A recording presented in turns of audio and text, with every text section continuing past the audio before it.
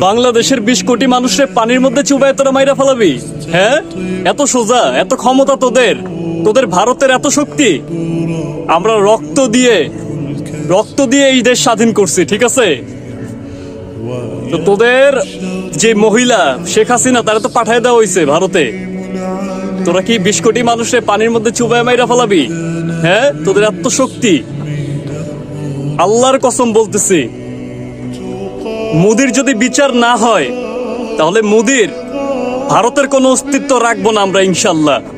এই বাংলাদেশ থেকে ঘোষণা দিলাম, বাংলাদেশ থেকে বললাম যে ভারতের মোদির কোনো অস্তিত্ব থাকবে না, ইনশাল্লাহ। ভারতের কোনো অস্তিত্ব থাকবে না।